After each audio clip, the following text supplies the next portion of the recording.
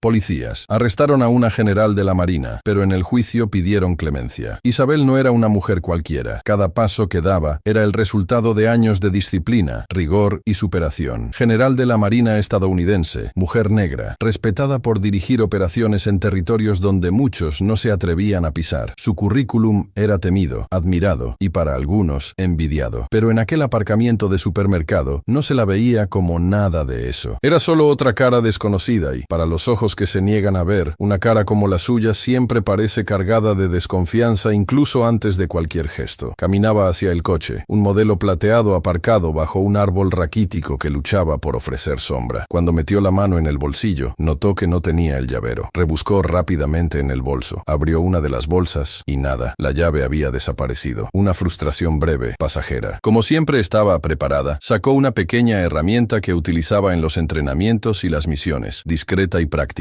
Solo pretendía abrir la puerta para comprobar si la llave no se había caído en el asiento o en el suelo del coche. Era un gesto sencillo, un error que cualquiera con la cabeza ocupada podría cometer, pero el mundo no reaccionó con sencillez. La alarma del coche se disparó con un sonido agudo que cortó el aire y atrajo todas las miradas del aparcamiento hacia ella. En cuestión de segundos, Isabel ya no era una mujer que intentaba abrir su propio coche. A los ojos de quienes la observaban desde la distancia, con los oídos moldeados por los prejuicios, se convirtió en un problema, una sospechosa, una amenaza. Lo que Isabel aún no sabía era que ese instante marcaría el comienzo de una violenta caída, no física, sino moral y emocional, una caída en la que el uniforme, los rangos, los años de servicio, la integridad, todo sería ignorado. Ante esa alarma estridente, su pasado quedó silenciado, y lo que se impuso fue el viejo juicio anticipado que la sociedad aplica con tanta facilidad a quienes tienen la piel como la suya. Por un momento, intentó sonreír. Pensó que, en cuanto explicara la situación, todo se resolvería, que bastaría con decir su nombre, que bastaría con señalar la llave olvidada en algún rincón del coche, como solía ocurrir en el ajetreo del día a día. Ella aún no lo sabía, pero allí, en ese preciso instante, los ojos del sistema ya estaban puestos en ella, y no para protegerla, sino para aplastarla. Isabel no podía prever lo que vendría después, pero el suelo ya empezaba a temblar bajo sus pies, y el cielo dorado de aquella tarde pronto se cubriría de nubes oscuras. La alarma del coche rompió el silencio con una brutalidad estridente. Esa secuencia repetitiva y metálica, que normalmente pasaría desapercibida en el caos de la vida urbana cotidiana, cobró un significado diferente en ese instante. En lugar de señalar un error común, como tantos otros que ocurren en un aparcamiento, ese sonido sonó como una convocatoria a un juicio popular. Un tribunal improvisado se alzaba ante ella, compuesto por miradas recelosas, teléfonos móviles en alto y bocas apresuradas por sacar conclusiones antes incluso de que se acercara la verdad. Isabel, aún sin comprender la magnitud de la tormenta que se estaba formando a su alrededor, se agachó e intentó ver mejor el interior del vehículo. La llave no estaba allí. Pasó rápidamente la mano por los asientos, miró debajo del salpicadero, dentro de la guantera. En su rostro solo se veía la expresión objetiva de alguien que quería resolver algo sencillo. Pero para quienes observaban desde lejos, la historia ya estaba escrita. Una mujer negra, con una herramienta en la mano, intentando entrar en un coche que había activado la alarma. El prejuicio hizo el resto. No pasaron ni 2 minutos antes de que 2 guardias de seguridad uniformados salieran corriendo del mercado,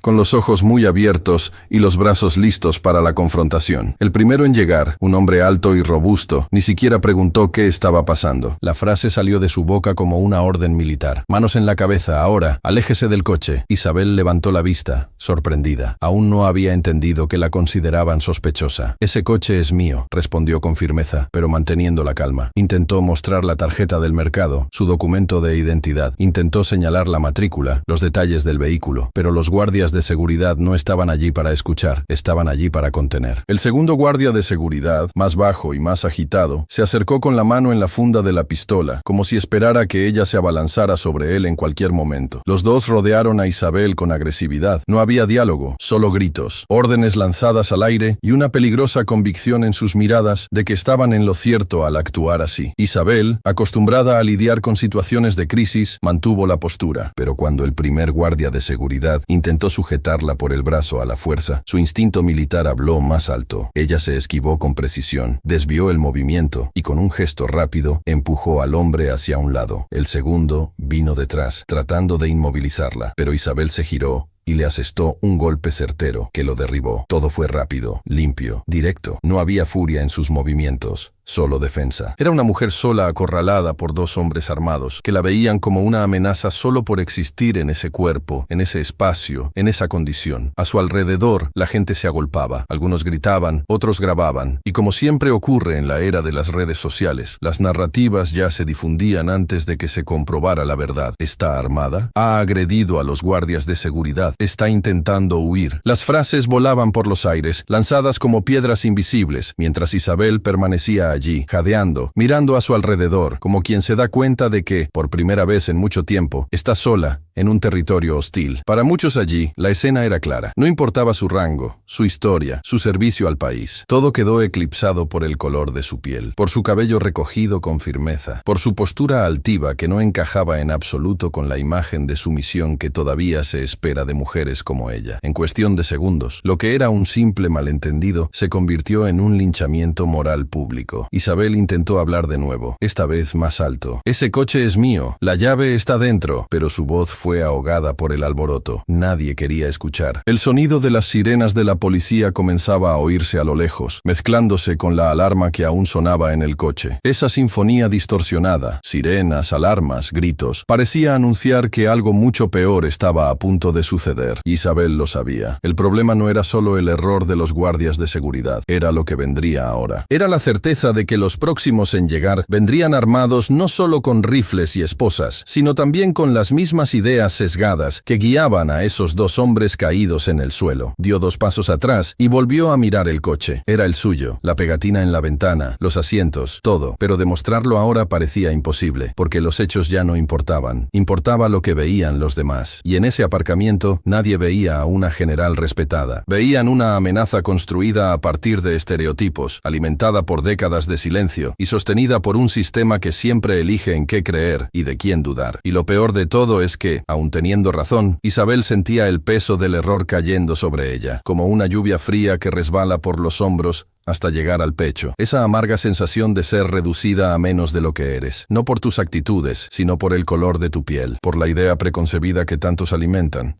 Consciente o inconscientemente. Ella sabía a dónde iba a parar todo aquello. Ya lo había visto suceder con otros, ya había estudiado casos similares, pero nunca pensó que lo viviría en carne propia, en pleno territorio nacional, con el uniforme colgado en el armario y las medallas de honor guardadas en casa. Al oír los neumáticos de los coches de policía frenando, su cuerpo se tensó. El aire se volvió más denso, como si el tiempo se hubiera detenido por un segundo. Isabel cerró los ojos, respiró hondo. Aquella tarde normal ya quedaba lejos. Ahora estaba entrando en un campo de batalla diferente, uno en el que las armas eran los prejuicios y la munición, la distorsión de la verdad. Y en ese campo, ella lo sabía. No servía de nada gritar, tenía que resistir. El sonido de las sirenas se acercaba en ráfagas rítmicas, como un presagio de lo que estaba por venir. En el aparcamiento del mercado, la escena era caótica, pero estática al mismo tiempo, como una fotografía que captura el segundo exacto antes de que se desate una tormenta. 2 guardias de seguridad inconscientes en el suelo, un círculo de personas a su alrededor, algunas con los móviles en alto, grabando sin comprender, otras ya alimentando hipótesis fantasiosas. Y en el centro, Isabel, de pie, respirando hondo, como si contara los latidos de su propio corazón para no perder el control. Sabía lo que vendría, y lo que más le dolía no era lo que pudieran hacerle, sino la certeza de que nadie allí, ni por un segundo, había intentado entenderla. Nadie se acercó con empatía, o siquiera con duda. Nadie le preguntó su nombre. Para la mayoría, la única narrativa posible era la de la amenaza. La mujer negra que agredió a 2 guardias de seguridad. Las miradas la juzgaban como si cada segundo de su vida hubiera sido solo un ensayo para ese crimen. Conocía esa mirada. La había visto en muchos países, en ciudades pequeñas, en vestíbulos de aeropuertos, pero nunca la había sentido con tanto peso dentro de su propia patria. Era como si su ciudadanía estuviera suspendida por unos instantes, y en ese estacionamiento, Isabel era solo un cuerpo considerado demasiado peligroso para ser escuchado. El primer coche de policía llegó con un frenazo seco, y 2 agentes saltaron del vehículo vehículo con las armas ya en ristre. Tenían el rostro tenso y los ojos muy abiertos, como si ya hubieran decidido que era culpable. Uno de los policías, con voz firme y acelerada, le gritó que se arrodillara con las manos en la cabeza. Isabel levantó las manos lentamente, tratando de demostrar que no representaba ningún peligro. Aún así, intentó hablar. «Soy Isabel Nascimento. Este coche es mío. Puedo demostrarlo». La respuesta fue el sonido de otro policía acercándose rápidamente por detrás, sin darle oportunidad de hablar, sin frenar su instinto de ataque. La forma en que le agarró el brazo no fue técnica, fue agresiva, como quien ya espera resistencia. Incluso cuando no la hay. Isabel giró ligeramente el torso. Intentó soltarse, pero el agarre se intensificó. El policía lo interpretó como un intento de fuga, y ahí comenzó el caos. La empujaron contra el capó de otro coche, torciéndole el brazo con un movimiento mal ejecutado. Isabel, entrenada, sabía que ese tipo de inmovilización podía causar daños graves si insistían. Actuó en el límite entre la defensa y la contención. Hizo un rápido giro con el hombro, desequilibrando al agresor. El movimiento generó conmoción. Los gritos volvieron a resonar. Un segundo policía intentó contenerla por la espalda, pero Isabel se giró con precisión y le asestó un golpe que lo hizo caer de rodillas. Fue en ese instante cuando todo se partió en dos. Lo que era un intento legítimo de explicar, de defenderse, se convirtió, a los ojos de los demás, en una agresión deliberada. La multitud no vio el abuso inicial, solo el reflejo. Y una vez más, la verdad fue atropellada por la imagen del momento. Isabel sabía que su formación la convertía en un objetivo aún más temido. No solo por ser fuerte, rápida y estratégica, sino porque nada de eso encajaba con el papel que esperaban que desempeñara en ese tipo de historia. Ella no era la víctima llorosa, ni la sospechosa que implora clemencia. Era una mujer erguida, que miraba a los ojos, que hablaba con firmeza. Y eso, para muchos,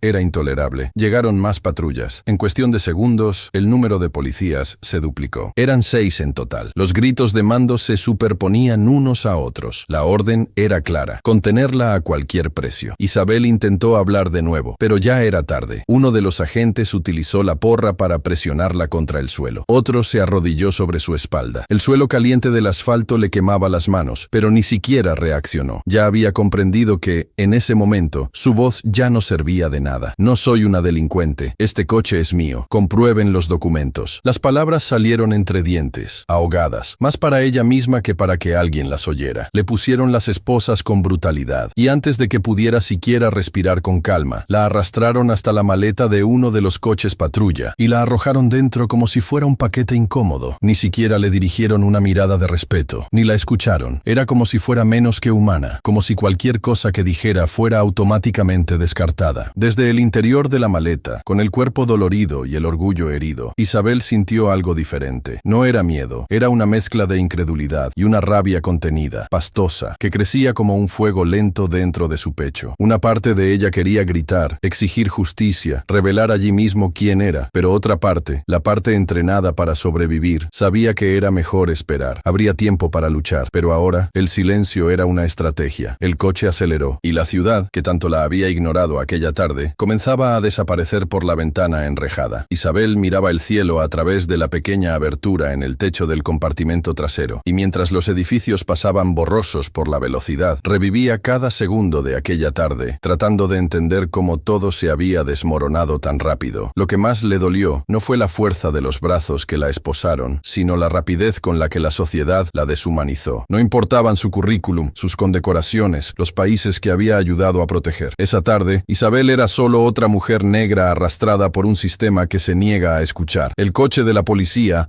atravesaba la ciudad como si transportara un trofeo. Los neumáticos chirriaban en los cruces, con las sirenas aún encendidas, aunque no había ninguna emergencia real. Para Isabel, tumbada en el estrecho compartimento del maletero, el viaje parecía un amargo desfile de ironías. Allí, donde tantas veces se había sentado en posición de mando para dirigir operaciones militares en territorio extranjero, ahora la trataban como un objeto desechable, como alguien sin voz, sin rostro, sin historia. El frío metal de las esposas ya empezaba a herirle los muñecos, pero el mayor dolor estaba en su alma, en la conciencia de que nada de lo que había hecho hasta entonces parecía importar. El ruido amortiguado de la ciudad en el exterior sonaba lejano, como si perteneciera a otra realidad. Cada sacudida del vehículo era un recordatorio físico de que el mundo exterior seguía girando, mientras ella era empujada hacia el subsuelo invisible, donde los cuerpos negros y marginados son a menudo enterrados en vida. vida. Incluso dentro de ese espacio estrecho y oscuro, Isabel mantenía una postura firme, los ojos abiertos y el pecho controlando la respiración. Había aprendido a respirar profundamente en medio del caos. Era parte del entrenamiento. Pero por más que lo intentara, no podía alejar la sensación de humillación. Una humillación que no se explicaba solo por la violencia física, sino por la banalidad con la que todo había sucedido. Cuando el coche patrulla se detuvo frente a la comisaría, Isabel sintió que el corazón se le aceleraba. Lo que antes era solo un error, se había convertido ahora en un ritual institucional de exclusión. La puerta del maletero se abrió con brutalidad. Un policía la agarró del brazo, como si fuera un peso molesto, y la tiró al suelo de la acera de la comisaría. No había prisa por entender su versión, solo prisa por marcarla con la culpa. Los demás policías que estaban de guardia ni siquiera le preguntaron qué había pasado. Bastó con mirar la pantalla del móvil de uno de ellos, que mostraba el vídeo distorsionado de la incidencia, para que todos adoptaran una postura de juicio. Otra más que se creía que podía pegar a un policía y salirse con la suya. La frase fue pronunciada en tono burlón, sin siquiera mirarla a los ojos. Isabel, todavía de rodillas, con los brazos tirados hacia atrás, sintió cómo la ira le subía como un vapor caliente. Aún así, se calló. No por sumisión, sino por estrategia. Sabía que cualquier palabra allí sería utilizada en su contra. Sabía que en la mirada de aquellos hombres había más que desprecio, había placer. El placer de ver a alguien que había roto las expectativas, que había quebrado el papel social que esperaban que desempeñara, siendo puesta de nuevo en su lugar. La llevaron dentro, la pusieron contra la pared, con los pies separados, y la registraron como si fuera una delincuente peligrosa. Las manos, aunque estaban esposadas, las tiraron con más fuerza de la necesaria. El dolor le atravesaba los hombros, pero ella permaneció en silencio.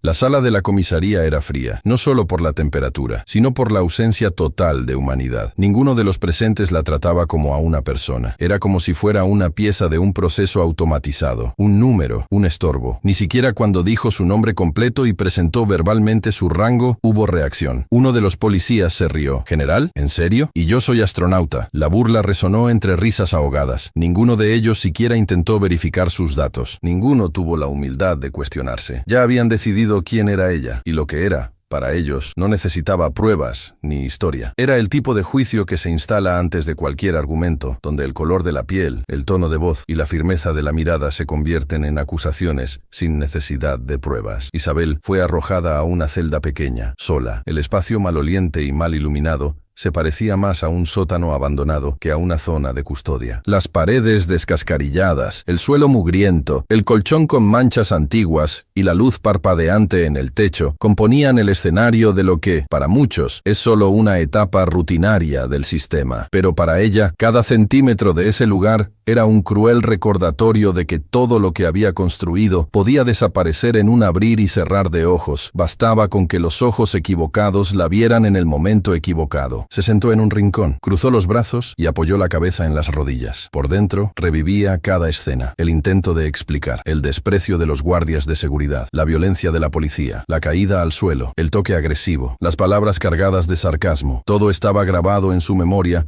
como una secuencia de disparos invisibles. Pero no lloró. Isabel no era de las que se permitían derrumbarse delante del enemigo, solo que esta vez, el enemigo no era externo, estaba dentro, en las instituciones, en los protocolos, en la falsa normalidad de un sistema que se niega a escuchar. Horas más tarde, entró un delegado, alto, con un traje barato y mirada cansada. El nombre en la placa, Martín C. Delgado. Llevaba una carpeta, pero ni siquiera la miró. Leyó el informe por encima y soltó, como si ya lo esperara. Intento de robo, agresión a agentes de seguridad privada, resistencia a la autoridad, desacato y agresión física a un agente público. Isabel levantó la cara. Por primera vez, habló con voz firme. Soy general de la Marina de los Estados Unidos. El coche es mío. Los guardias de seguridad me agredieron. Los policías no me escucharon. Exijo que se respete mi nombre. El delegado levantó los ojos lentamente. Miró a Isabel por un instante y luego esbozó una sonrisa burlona. Puede ser quien sea. Aquí dentro responde como cualquier otro civil. Y por lo que he leído aquí, usted golpeó a un policía. Será tratada como se merece. Y luego se marchó, como si acabara de decidir el rumbo de un barco, sin siquiera comprobar si estaba mirando el mapa correcto. Isabel permaneció sentada, ahora más consciente que nunca. Se encontraba ante un muro más sólido que los que había enfrentado en una zona de guerra. Un muro hecho de creencias arraigadas, prejuicios camuflados de procedimiento y la fría certeza de que, para muchas autoridades, la justicia no es ciega, solo finge no ver. En esa celda, se dio cuenta de que no solo estaba en juego su libertad, era su identidad, su dignidad, su voz, y que para recuperarlas, no bastaría con demostrar la verdad. Tendría que luchar por ella, sola, si era necesario, porque en ese momento la ley estaba en su contra. E Isabel sabía, con una claridad brutal, que lo que vendría después sería aún más duro, pero no se rendiría. El reloj de la comisaría marcaba las 20:13 cuando Isabel fue sacada de nuevo de la celda. 2 policías, sin decir una palabra, la condujeron por los pasillos sofocantes del edificio, donde la iluminación amarillenta hacía que las paredes parecieran aún más cansadas, tan gastadas como las estructuras de un sistema que hacía tiempo que había dejado de proteger. El sonido de los pasos resonaba por los pasillos y con cada golpe de las botas contra el suelo frío, Isabel sentía el peso de un destino que querían imponerle por la fuerza. Caminaba con firmeza, a pesar de las esposas que le apretaban los muñecos. La mirada de Isabel no temblaba, ya no había indignación ni desesperación en ella. Lo que nacía ahora, en silencio, era una decisión. Como mujer de guerra,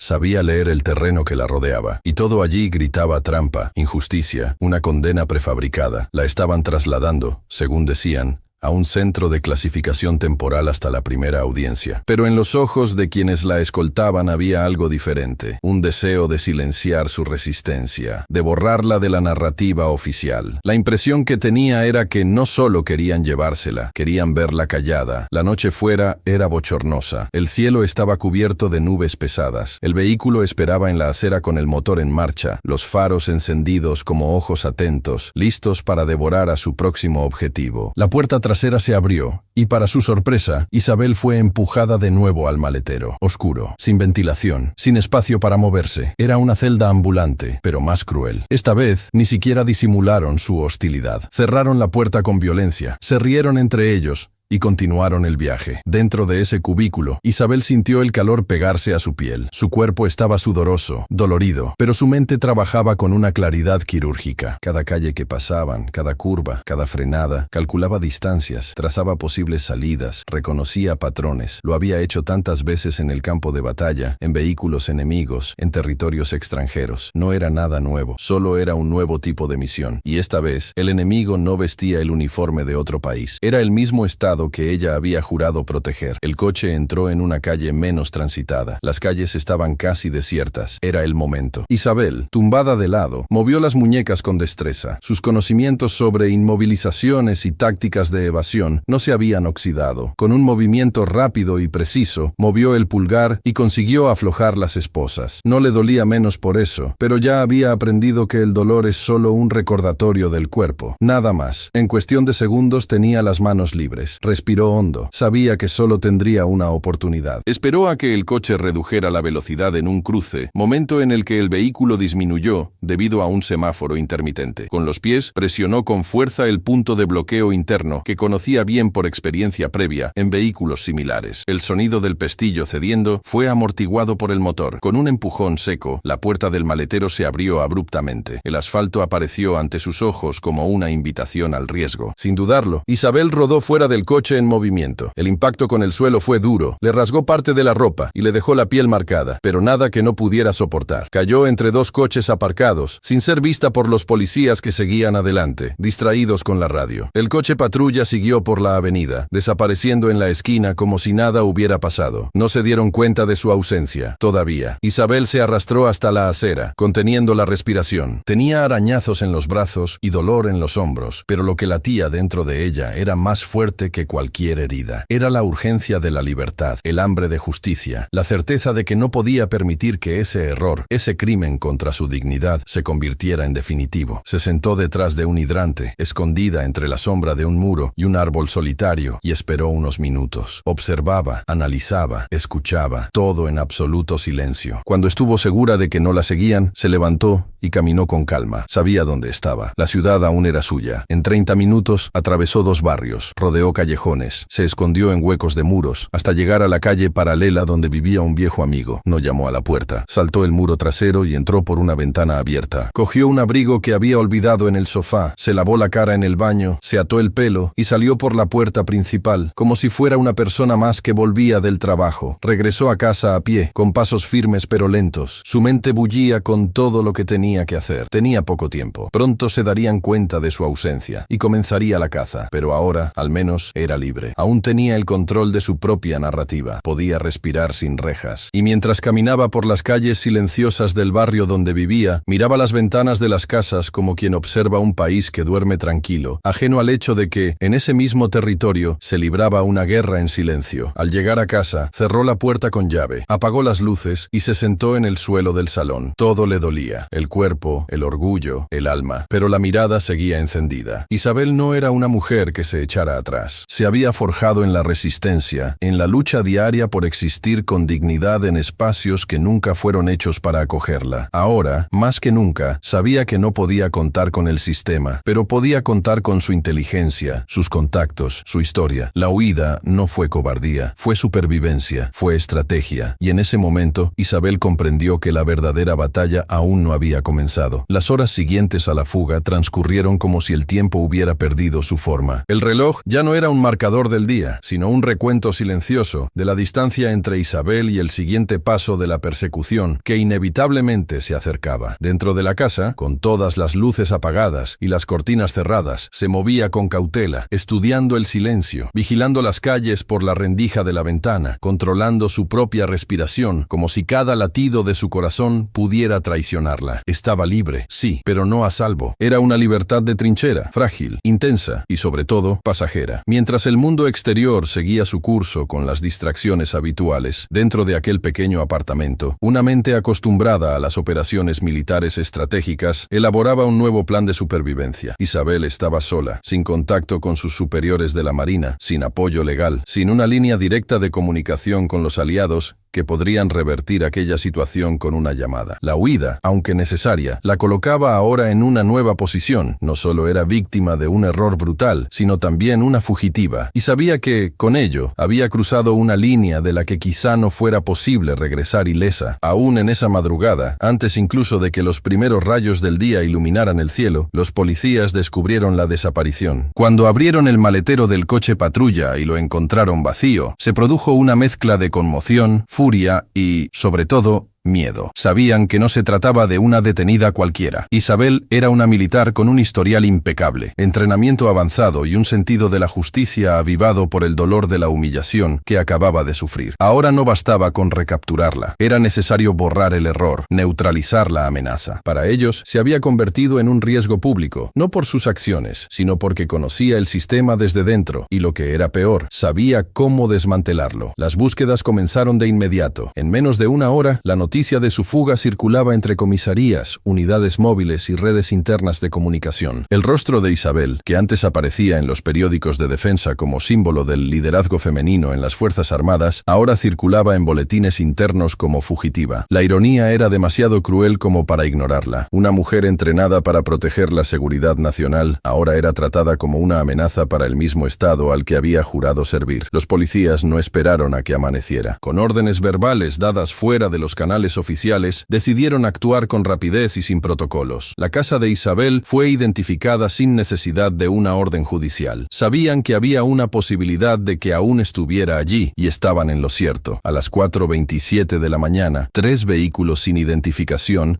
se detuvieron silenciosamente en la estrecha calle de su barrio, sin luces, sin sirenas. Una operación montada con prisa, pero con una precisión peligrosa. Isabel, sentada en el suelo de la sala, ya sentía el olor del cerco que se cerraba. El olfato de quien ha sobrevivido a emboscadas en zonas de guerra le decía que había llegado el momento. El primer ruido provino de la valla lateral, que fue derribada. Luego, pasos rápidos en el patio. La puerta trasera fue derribada con un golpe seco. La sala se llenó de haces de luz de linternas, gritos de mando, gritos desordenados, un caos planeado para desestabilizar. Isabel no intentó huir. Sabía que no había más espacio para correr. Estaba sola, desarmada, emocionalmente agotada. Cuando la luz le dio en la cara, Solo levantó los brazos con las manos vacías y dijo: «Soy inocente. Todo esto es un error, y ustedes lo saben». Pero las palabras se perdieron en medio de los gritos. La tiraron al suelo con violencia, la esposaron de nuevo, esta vez con más fuerza, como si quisieran grabar en su piel el castigo por no haberse rendido antes. Las rodillas empujaban su espalda, los codos se le clavaban en el suelo, y de nuevo, la mirada de aquellos hombres, una mezcla de rabia y placer, como si el simple hecho de recapturarla devolviera el orden a su mundo. En el coche patrulla, sentada en el asiento trasero, Isabel sentía el frío de la madrugada entrando por las rendijas de la ventana mal cerrada. El coche avanzaba por calles aún dormidas, y el contraste entre el silencio de la ciudad y el tumulto interno de su alma era cruel. No lloraba. Nunca había sido de las que cedían fácilmente a las lágrimas, pero por dentro había una rebelión creciente, una sensación de haber sido arrancada de su propia historia y lanzada a una farsa. Al llegar a la comisaría,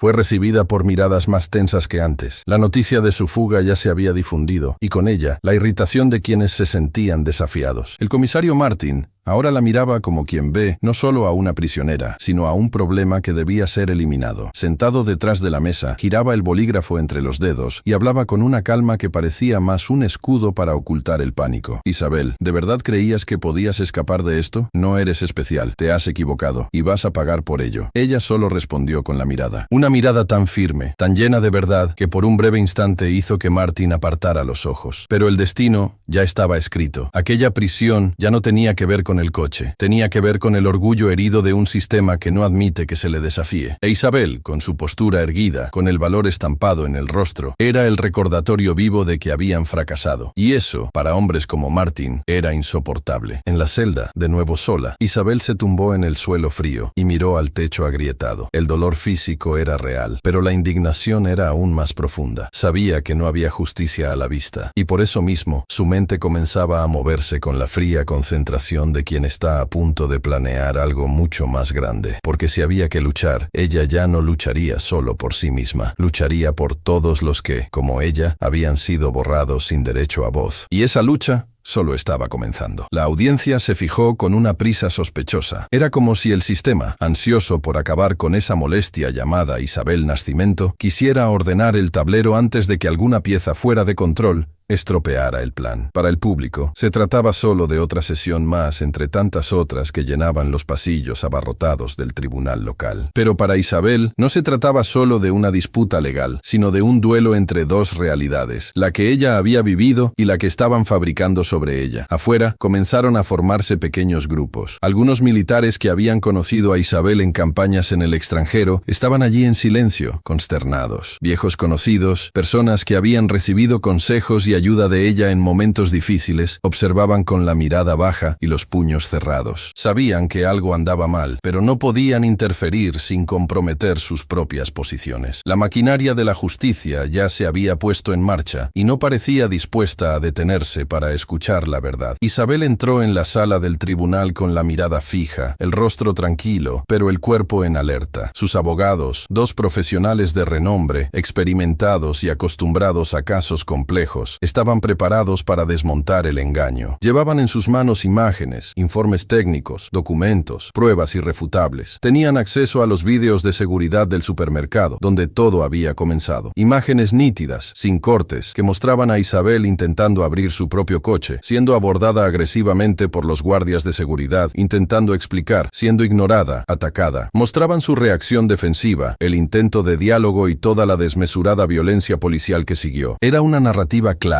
visual, concreta, pero por otro lado, la fiscalía parecía despreocupada. El fiscal, James Costa, actuaba con una confianza que rayaba en la arrogancia. Sonreía con los labios cerrados, manipulaba los papeles como si fueran meras formalidades y lanzaba miradas cómplices al juez. Un juez, por cierto, al que Isabel reconoció de inmediato, Charles Brandão, conocido por sus vínculos con el delegado Martin. Un hombre de habla refinada, rostro impasible y ojos entrenados para parecer imparciales. Pero Isabel ya había visto esa mirada antes. Era la misma de quienes fingen escuchar solo solo para poder descalificar después. Cuando comenzó la sesión, la puesta en escena tomó forma con una perfección aterradora. La acusación pintó a Isabel como inestable, agresiva, desequilibrada. Presentaron un fragmento de los vídeos, cuidadosamente editado, en el que solo aparecía la reacción de Isabel. Ninguna imagen de los guardias de seguridad siendo los primeros en atacar. Ninguna grabación de su voz tratando de explicarse. La narrativa era simple, moldeada para ser digerida sin esfuerzo. Una mujer negra, entrenada, peligrosa, que se sentía por encima de la ley. La acusación reforzó el argumento de que Isabel abusó de su condición militar para intimidar a los agentes de seguridad, que huyó de la cárcel como una delincuente común y que amenazó el orden al resistirse a la autoridad. Isabel escuchaba todo en silencio. Cada palabra era como una pieza de una trampa cuidadosamente montada. Sus abogados presentaron las imágenes completas, explicaron cada detalle, señalaron las incongruencias, mostraron documentos del registro del coche a su nombre, los recibos de las compras en el supermercado, el error de los guardias de seguridad, la brutalidad de los policías. Mostraron su historial militar, sus servicios prestados al país, las condecoraciones, los entrenamientos. Pero la verdad parecía chocar contra una pared invisible, una fría barrera de conveniencia, prejuicios y acuerdos entre bastidores. El juez escuchaba con la paciencia de quien ya sabía cuál sería el desenlace. Mantenía una expresión neutra, como si estuviera por encima de las partes, pero sus ojos delataban la decisión que ya había tomado días antes. El juicio no se trataba de justicia, se trataba de mantener un orden establecido, una jerarquía social y racial que no tolera la insubordinación. E Isabel, con su postura firme y su voz segura, era insoportablemente subversiva para ese entorno. Tras horas de debates, testimonios y alegaciones, Charles cerró los documentos con una lentitud calculada. La sala quedó en silencio. Todos esperaban. El juez carraspeó, miró a los presentes y comenzó su sentencia. Las palabras que salieron de su boca cargaban el peso del cinismo. Considerando las pruebas presentadas, los testimonios de los testigos y los registros policiales, este tribunal declara a Isabel Nascimento culpable de los delitos de resistencia a la autoridad, agresión a agentes de la ley y amenaza al orden público. La pena será de 5 años de reclusión en régimen cerrado, suspensión de su función militar hasta nueva orden y una multa de $50,000. La decisión cayó sobre la sala como un manto de silencio. Isabel no hizo ni un solo movimiento. Se quedó sentada, con los ojos fijos en el juez, como quien mira a los ojos a una mentira bien contada. Sus abogados protestaron, exigieron una revisión, señalaron vicios en el proceso, pero nada de eso tuvo eco. El martillo había caído, y con él no solo fue condenada Isabel, sino que toda la verdad quedó enterrada bajo el peso de una farsa judicial. En ese momento, no era solo un símbolo formal que ponía fin a la sesión. Era el anuncio brutal de que el Estado había dado la espalda a la verdad. La sentencia flotaba en el aire como un golpe calculado. 5 años de prisión en régimen cerrado, una multa de $50,000 y la suspensión inmediata del cargo de general de la Marina de los Estados Unidos. Para la mayoría de los presentes, eso fue solo otro veredicto. Para Isabel, fue el derrumbe público de todo lo que había construido con sudor, honor y una persistencia que pocos se atrevieron a mantener en su trayectoria. Permaneció sentada por un instante, mientras el movimiento a su alrededor se reanudaba. Los cuchicheos de los periodistas, los pasos apresurados de los oficiales de justicia, las miradas disimuladas de la fiscalía. Todo se movía, todo seguía, pero Isabel estaba paralizada. No por miedo, ni por sorpresa. Ya esperaba un juicio injusto. Lo sentía desde el momento en que miró a los ojos del juez. Lo que la paralizaba era la confirmación de que, a pesar de presentar pruebas irrefutables, a pesar de su historial intachable, a pesar de haberse defendido de una agresión real, había sido reducida a la condición de amenaza, no por sus acciones, sino por negarse a bajar la cabeza. La injusticia de la condena no era solo jurídica, era moral, institucional, simbólica. Era un mensaje claro. No importa quién seas ni lo que hayas hecho. Si desafías la estructura, esta reaccionará con toda su fuerza. Y si eres una mujer negra, segura de ti misma, y además una autoridad que no se doblega, el sistema querrá borrar tu existencia con el mismo vigor con el que ha elevado a hombres que han hecho menos que tú y han recibido más a cambio. Conducida fuera del tribunal, Isabel caminó por los pasillos con las esposas nuevamente apretadas en sus muñecas. Esta vez, el dolor no era solo físico, era emocional. Miró los cuadros colgados en las paredes del foro. Jueces jubilados, fiscales homenajeados, héroes del derecho. Todos hombres, todos blancos. Hombres que nunca habrían pasado por lo que ella había pasado. Hombres que siempre habían sido considerados representantes naturales de la ley. Y ella, que había arriesgado su vida en nombre de un país que ahora la trataba como si fuera desechable, caminaba sola, bajo la sombra de esas figuras enmarcadas, sintiendo en su piel el peso del silencio institucional. Al salir del edificio, la luz del día parecía burlarse de ella. El cielo estaba despejado. El sol brillaba con fuerza, un contraste agresivo con lo que ella llevaba dentro. Afuera, algunas cámaras seguían posicionadas. Uno u otro reportero hacía comentarios rápidos sobre el caso, con titulares vagos e imprecisos. General condenada por agresión. Militar involucrada en caso polémico. Nadie allí parecía interesado en lo que realmente había sucedido. Nadie mencionaba que había sido detenida injustamente, que los guardias de seguridad la habían agredido primero, que los policías habían actuado con brutalidad incluso antes de escuchar su versión. Isabel entró en el coche patrulla sin decir nada, ni un grito, ni una protesta, solo silencio. Pero era el tipo de silencio que precede a las decisiones profundas, porque allí, dentro de ese coche, mientras la ciudad pasaba borrosa por las ventanas, ella comenzó a trazar lo que vendría después. El dolor de la injusticia se transformó lentamente en algo más poderoso: concentración. Isabel no era de las que suplicaban piedad. Ella planeaba, reaccionaba con inteligencia, y por mucho que hubieran intentado quebrarla, nada allí había logrado borrar su esencia. Al llegar a la prisión, el ritual se repitió con la indiferencia de quienes ya han visto esa escena 1000 veces. Fichaje, fotografía, retirada de pertenencias. Su nombre figuraba ahora en un sistema que la marcaba como delincuente, pero ningún número sería capaz de contener la fuerza que habitaba en Isabel Nascimento. Mientras rellenaban los formularios, ella miraba a los ojos de cada funcionario, cada guardia, cada empleado que la trataba como a una más, porque sabía que, para todos ellos, aquello era solo un trámite más, pero para ella era la prueba de que la justicia, al menos la que se practicaba allí, no era ciega, solo selectiva. En la celda, sentada sobre el colchón fino, Isabel miraba las paredes húmedas y silenciosas. No había comodidad, no había privacidad, no había respeto, pero allí dentro había algo más valioso: la convicción de que no era culpable, y eso, por poco que pareciera, era lo que la mantenía erguida. Su dignidad era innegociable, e incluso en ese ambiente hostil se mantenía íntegra. En los días siguientes, intentó ponerse en contacto con representantes militares. Algunos se pronunciaron discretamente en breves notas, pero la mayoría guardó silencio. La maquinaria de la reputación trabajaba en su contra, como si, de repente, conviniera olvidar todo lo que Isabel había hecho por el país. Había quienes decían que debería haber sido más cuidadosa, más humilde, más pacífica, pero nadie se preguntaba qué debería haber hecho ante la brutalidad gratuita que había sufrido. Isabel comenzó a escribir. En pequeños cuadernos que recibía en la prisión, registraba cada detalle de lo que vivía, planificaba respuestas, creaba estrategias, hacía listas de nombres. Sabía que no podía contar con el sistema, pero podía contar con la verdad. Y con la indignación que crecía fuera, entre aliados, periodistas independientes, activistas y compañeros de uniforme que aún mantenían el valor en los ojos. La sentencia había sido dictada. Sí, la estructura había mostrado sus garras, pero Isabel, en ese rincón frío y aislado, no estaba derrotada, estaba a la espera, y esperaba como quien conoce el campo de batalla, como quien ya ha visto lo imposible revertirse cuando la verdad encuentra un canal para respirar. El sistema la tiró al suelo, pero cometió un grave error. Olvidó que Isabel Nascimento no estaba hecha para permanecer de rodillas. En la cárcel, los días no se suceden como en el mundo exterior. Se alargan, se arrastran, pierden sus contornos y adquieren un peso propio, casi como si el tiempo estuviera cumpliendo condena junto con los reclusos. Para Isabel, cada amanecer era una especie de prueba. ¿Hasta dónde resistiría su mente sin derrumbarse? ¿Hasta dónde su alma permanecería en pie ante una estructura que parecía disfrutar viéndola silenciada? Se despertaba temprano, por costumbre. Su cuerpo aún respondía como el de una militar, pero la celda fría, la escasa luz natural y los ruidos amortiguados del patio dejaban claro que su realidad actual era otra. El uniforme ahora era beige y áspero, los zapatos incómodos. La comida servida en bandejas metálicas con raciones mínimas, pero nada de eso era más incómodo que la ausencia de voz. Estar allí significaba estar apartada del debate, de la prensa, de las salas donde se toman las decisiones. Isabel, a quien tantas veces habían consultado para coordinar acciones de seguridad, que había estado al frente de unidades en zonas de riesgo, ahora era solo un número entre tantos, pero sabía que si quería recuperar su lugar, no solo por ella, sino por todos los que llevaban décadas siendo silenciados, tendría que encontrar la manera de hacerse oír de nuevo. En el segundo mes de encarcelamiento, recibió una carta. Era de un antiguo compañero de misión, que ahora trabajaba en Washington como asesor de seguridad internacional. El contenido era directo,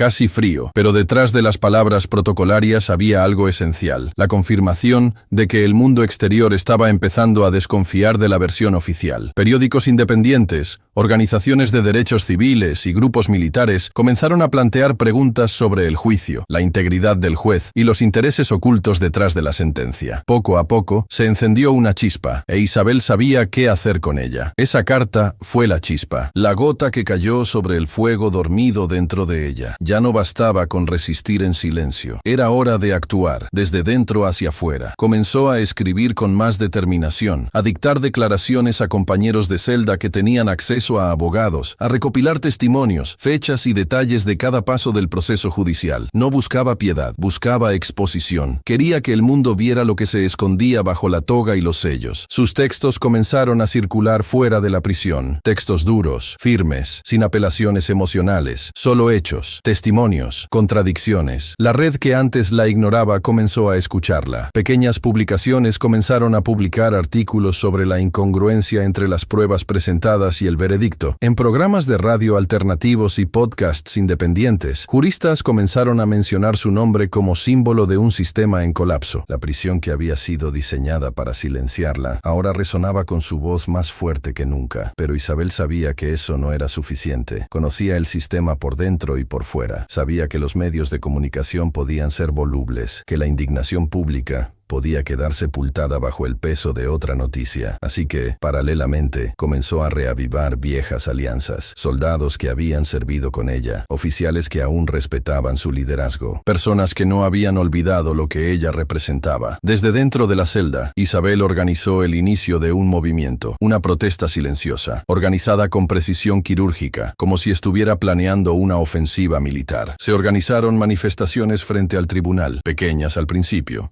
pero constantes. Carteles con frases incisivas, vídeos de apoyo de veteranos, transmisiones en directo con antiguos compañeros de uniforme que daban fe de su carácter y denunciaban la corrupción del proceso. Cada semana se sumaban más personas, exmilitares, madres, estudiantes de derecho, activistas. La injusticia que antes se negaba ahora comenzaba a molestarse en voz alta. Sin embargo, el sistema no retrocedía. El juez Charles, el delegado Martin y el fiscal James fingían indiferencia. Seguían defendiendo la versión oficial como un muro. Sabían que la revocación del caso no solo mancharía sus reputaciones, sino que también pondría en jaque toda la cadena de poder que habían construido. Y fue entonces cuando Isabel comprendió que contra ese tipo de estructura las palabras no serían suficientes. Fue en ese momento cuando la rebelión dejó de ser solo un sentimiento interno y se convirtió en un plan. Isabel recurrió a antiguos contactos, personas entrenadas, leales, que aún estaban en el campo. No se trataba de una venganza gratuita, era justicia estratégica. Sabía que una denuncia formal contra las autoridades corruptas requeriría pruebas. Sabía que, para demostrar la existencia del esquema, tendría que provocar al sistema hasta que mostrara sus fallos con sus propias manos. Con cada nueva protesta, los implicados en la condena endurecían su discurso. Acusaban a Isabel de incitar al desorden, de ser una amenaza para la estabilidad. Esto solo reforzaba su imagen pública como símbolo de la resistencia. Lo que no sabían era que, entre bastidores, la revuelta no era solo ruido, era ingeniería. Isabel estaba construyendo poco a poco las bases del contraataque. El encarcelamiento, que parecía ser el final del camino, se convirtió en el punto de partida. La celda ya no era un castigo. Era el centro de mando de una mujer que,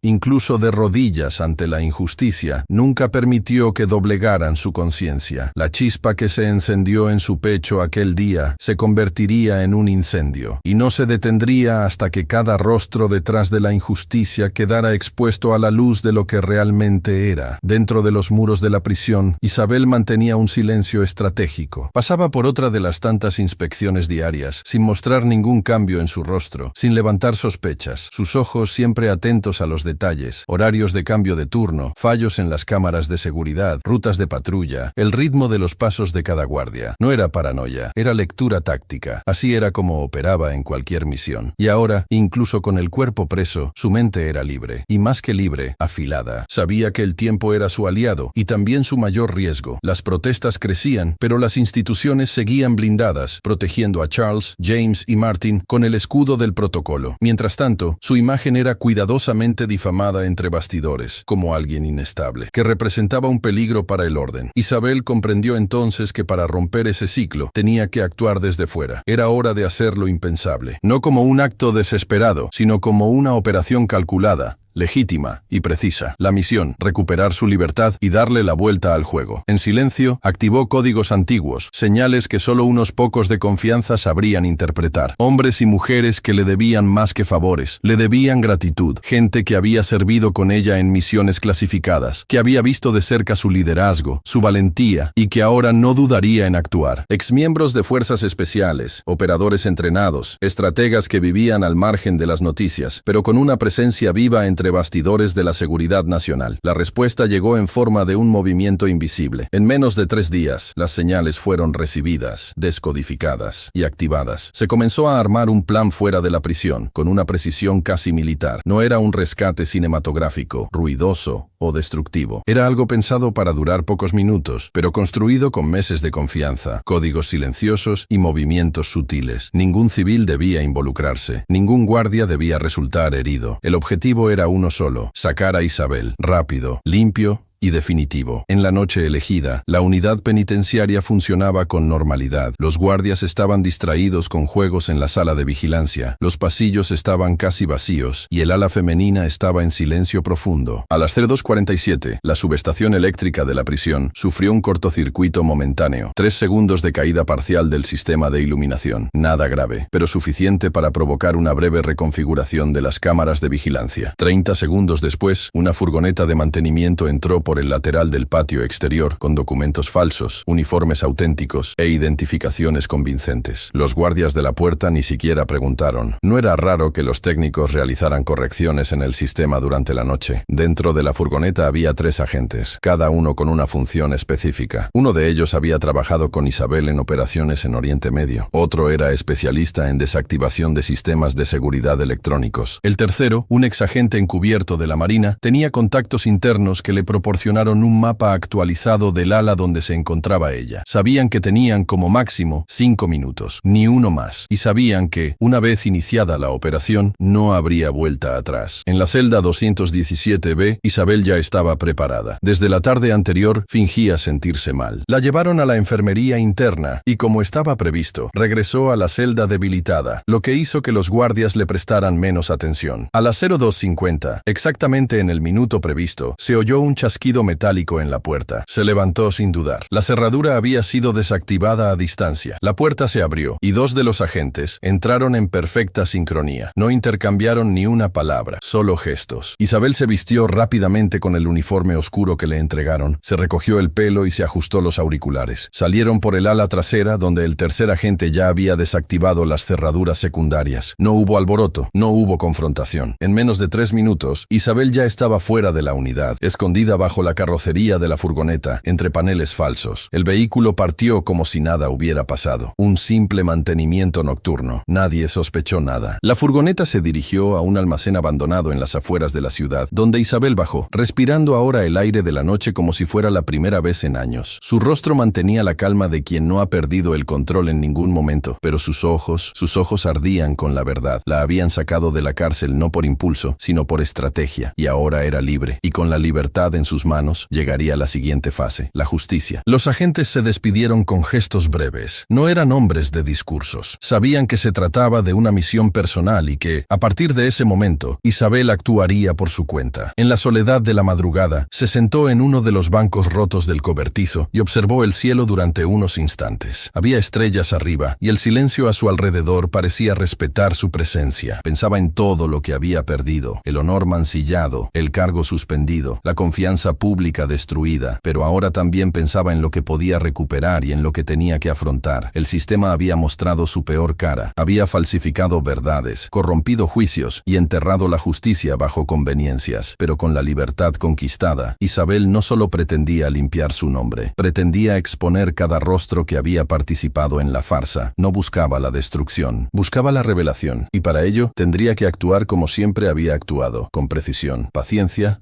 y determinación. Cogió el teléfono encriptado que había recibido y llamó a un único contacto. La voz al otro lado no hizo preguntas, solo escuchó. Está hecho, estoy fuera, ahora les toca a ellos. Y con esa frase, Isabel dio inicio a su operación más personal, la más delicada, la más verdadera, la misión por la que no respondería solo ante órdenes militares, sino ante su propia conciencia. La libertad recién recuperada no le trajo ninguna euforia a Isabel. No salió a celebrar, ni gritó de alegría. Salir de la cárcel era solo el cumplimiento de una etapa, nada más. Estaba concentrada, fría y al mismo tiempo ardiendo por dentro. Lo que la movía no era el deseo de venganza vulgar, sino la sed de justicia. No la de las salas formales, los trajes caros y los sellos convenientes, sino una justicia del alma, la que nace cuando la verdad es empujada al fondo de un pozo y decide volver a la superficie por su propio pie. Era esa justicia la que Isabel estaba dispuesta a hacer emerger. Horas después del rescate, en un escondite seguro en las afueras de la ciudad, Isabel se reunió con dos de sus antiguos compañeros de las fuerzas especiales. Eran hombres discretos, firmes, tan entrenados como ella. No era necesario explicarlo todo, bastaba con compartir lo esencial. Sabían cómo proceder. El objetivo de la nueva fase era doble. James Costa, el fiscal que sustentó la acusación basándose en pruebas manipuladas, y Charles Brandão, el juez que dictó la sentencia con una convicción comprada. Ambos seguían con su rutina habitual, tranquilos, creyendo que Isabel estaba encerrada en alguna celda, sin acceso al mundo, sin medios para reaccionar. El primero en ser localizado fue James. El fiscal tenía una rutina casi predecible, aunque le gustaba fingir lo contrario. Todos los viernes almorzaba solo en una cafetería discreta en el centro de la ciudad. Llegaba alrededor de la 1 p.m. Se sentaba siempre en la misma mesa, de espaldas a la entrada, con el celular sobre la mesa, sin guardaespaldas. Se sentía intocable, y tal vez lo era para la mayoría de la gente, pero no para Isabel. La acción fue precisa. En menos de 90 segundos, dos agentes encubiertos aislaron la entrada y la salida del local. Otro entró, se acercó a James como si fuera un cliente cualquiera, y con una sola señal visual le indicó que era hora de irse. James apenas tuvo tiempo de reaccionar.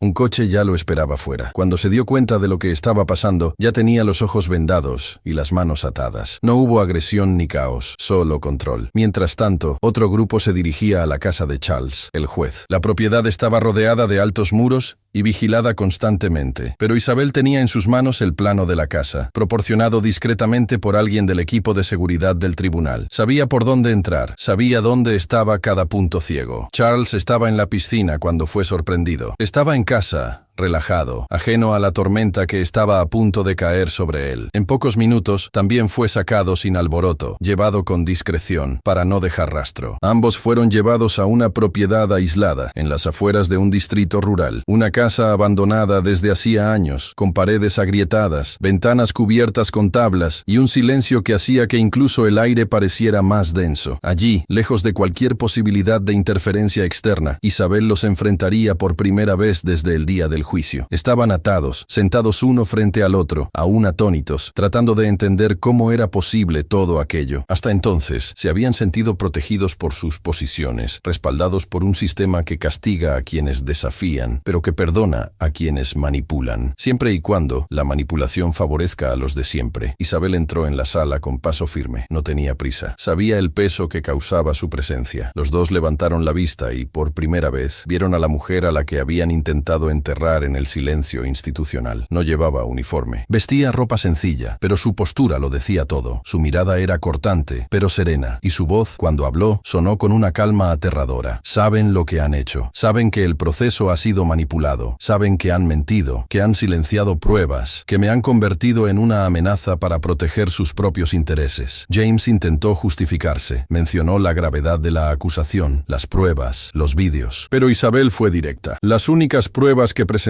fueron editadas por ustedes. El vídeo original, que ahora está en manos de mis abogados y de la prensa internacional, muestra exactamente lo contrario de lo que dijeron en el juicio. Charles, aún altivo, preguntó cuál era el objetivo de aquella situación. Isabel respondió sin alterar el tono. El objetivo es sencillo. Van a transferir $55,000 a este número. Puso sobre la mesa un teléfono móvil con la cuenta de un abogado responsable de la nueva línea legal del caso. Y más que eso, grabarán un vídeo confesando la manipulación del proceso, la compra de la sentencia, la connivencia entre la fiscalía y la judicatura para condenarme, sin fundamento. El silencio de ambos confirmó el peso de aquella propuesta. Era más que una confesión. Era la implosión de toda la fachada que habían construido a lo largo de los años. Pero ante la elección entre eso y el miedo a lo que podría pasar, acabaron cediendo. Se transfirió el dinero. Se grabó el vídeo. En él admitían, con frases cortas, el fraude. El vídeo no se publicaría de inmediato. Isabel sabía cómo manejar las pruebas. Lo guardaría para el momento adecuado. Con la promesa de la libertad, James y Charles fueron liberados, abandonados en la carretera, a kilómetros de cualquier punto de apoyo. Estaban vivos, con su integridad física preservada. Pero ahora sabían que habían sido derrotados no por la fuerza bruta, sino por la estrategia, la inteligencia y el coraje. Por una mujer a la que intentaron silenciar y que, en cambio, les obligó a decir en voz alta lo que habían pasado años ocultando. Isabel, al regresar al escondite, no celebró. Sabía que la batalla estaba lejos de terminar, pero esa noche sintió algo parecido al alivio. Por primera vez desde que todo había comenzado, la verdad comenzaba a moverse en la dirección correcta. Los días que siguieron al secuestro de James y Charles estuvieron marcados por un silencio denso, el tipo de silencio que no anuncia la calma, sino el tenso intervalo entre un paso y otro de una guerra no declarada. Isabel, ahora libre y con pruebas en sus manos, sabía que el mundo que había manipulado su encarcelamiento estaba en alerta. El vídeo de la confesión estaba a salvo, guardado en servidores protegidos y también en manos de aliados legales y militares, distribuido en varios puntos por si surgía algún contratiempo. La transferencia bancaria ya se había confirmado, y con ello sabía que los dos habían sido presionados hasta el límite de la supervivencia política. Aún así, algo dentro de ella seguía inquieto. No era un presentimiento, era experiencia. Isabel conocía muy bien el tipo de hombres que eran Charles y James. No se trataba solo de corrupción técnica,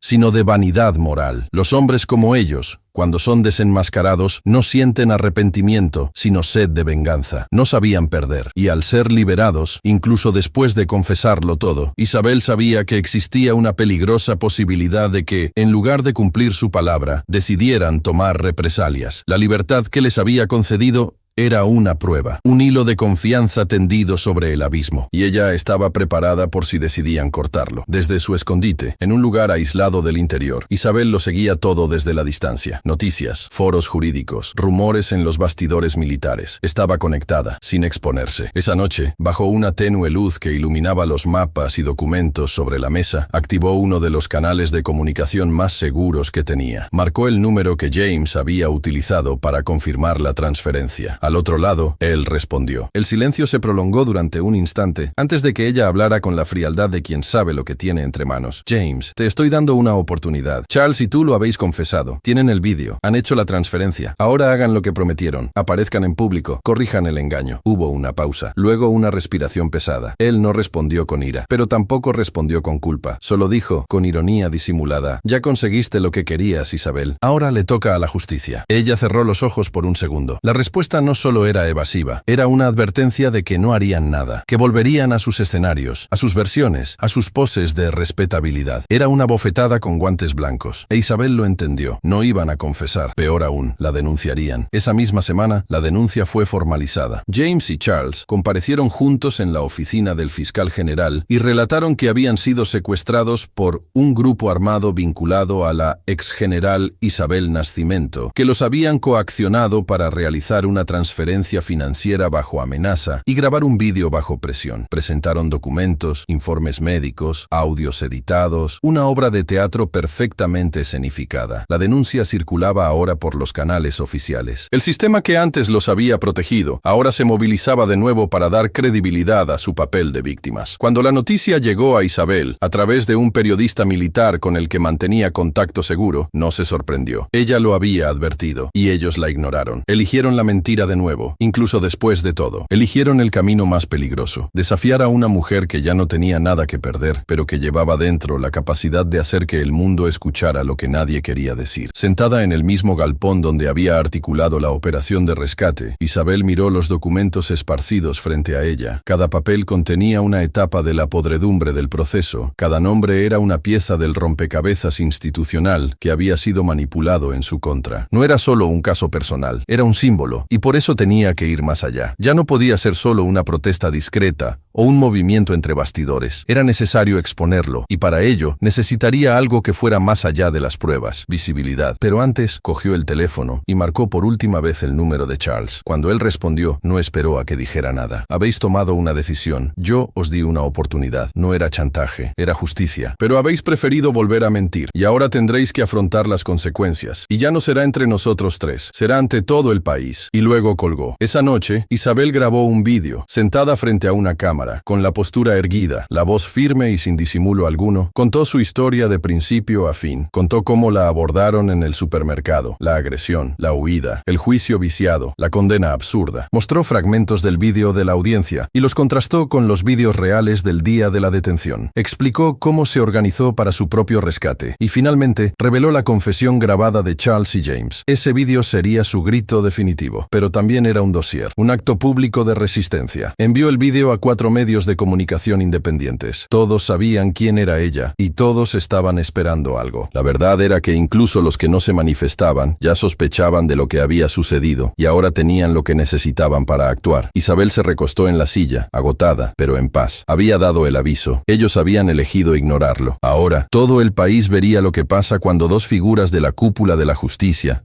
intentan aplastar a alguien que ha aprendido a transformar el dolor en valentía y el silencio en estrategia. La justicia aún no había vencido, pero la mentira había perdido el privilegio de esconderse. La verdad había sido liberada como un vendaval. El vídeo de Isabel corrió por internet como una corriente eléctrica, alcanzando puntos vitales de la opinión pública. El contraste entre las imágenes manipuladas presentadas en el juicio y las pruebas reales, crudas y directas, era irrefutable. La confesión de James y Charles grabada durante el secuestro no dejaba lugar a dudas. Aunque intentaran decir que había sido forzada, la naturalidad con la que admitían los detalles, el lenguaje seguro, los términos jurídicos utilizados, todo indicaba que no estaban bajo amenaza, sino ante lo inevitable. Entre bastidores, el sistema reaccionaba con su fuerza previsible. Las autoridades emitían comunicados fríos. Estamos investigando. Seguiremos los trámites legales. No hay lugar para actos subversivos. Pero la población, especialmente aquellos que ya desconfiaban de la estructura que se escondía tras los tribunales, respondió con indignación real. Ya no se trataba de Isabel, se trataba de la fragilidad de la justicia cuando se ve corrompida por intereses personales. La historia se había escapado de las manos de Charles y James, y ahora no había forma de controlar lo que vendría después. Aún así, lo intentaron. En secreto, movieron a sus aliados para desacreditar a Isabel. Reforzaron la versión de que el video era fruto de coacción. Intentaron sugerir que estaba psicológicamente inestable, creando un perfil conveniente de inestabilidad emocional. Y entonces, en un acto desesperado, decidieron adelantar una denuncia formal para intentar anular las pruebas presentadas. El plan era forzar la apertura de un nuevo proceso contra ella, esta vez por secuestro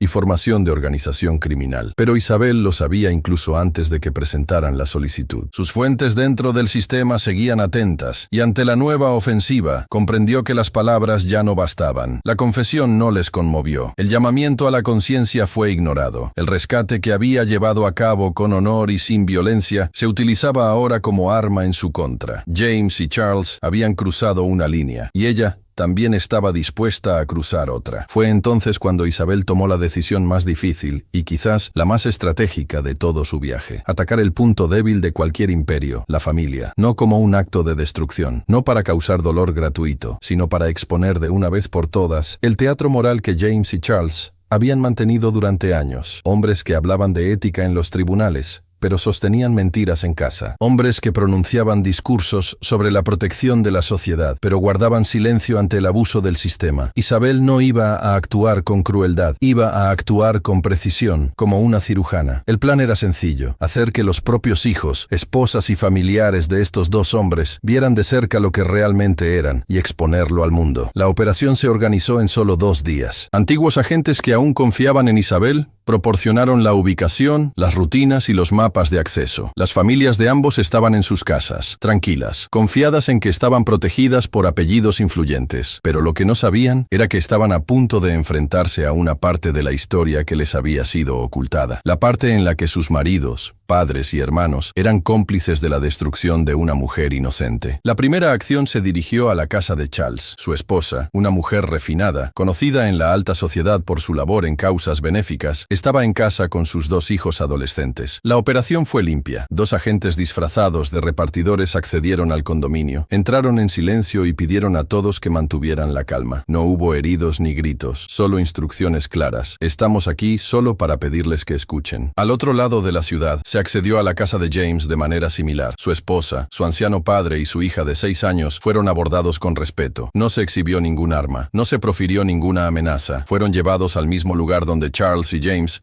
habían sido llevados semanas antes. El mismo cobertizo, pero con otra atmósfera. Ahora ya no se trataba de un ajuste de cuentas entre adversarios. Era una exposición familiar. El objetivo no era la tortura psicológica, era la revelación. Al llegar al lugar, las familias fueron conducidas a una sala donde, una por una, vieron los vídeos, la grabación completa de la audiencia, las imágenes del mercado, el momento real del arresto y, por último, el vídeo de Charles y James confesando la corrupción. La reacción fue devastadora. Las esposas miraron los monitores con una mezcla de conmoción, vergüenza y dolor. Al principio no dijeron nada, pero sus ojos lo decían todo. Los hijos de Charles, adolescentes, bajaron la mirada. El padre de James, que antes se jactaba de tener un hijo íntegro, suspiró profundamente, casi como quien acepta que la farsa ha terminado. Entonces apareció Isabel, no como alguien que deseaba venganza, sino como alguien que exigía justicia. Ahora lo saben lo que han hecho, saben lo que me han quitado. No quiero que sufran, no se trata de eso, pero quiero que entiendan con quién viven. Quiero que sepan que el poder que dicen tener no es limpio y que vuestros nombres cargan con el peso de la omisión. Después de eso,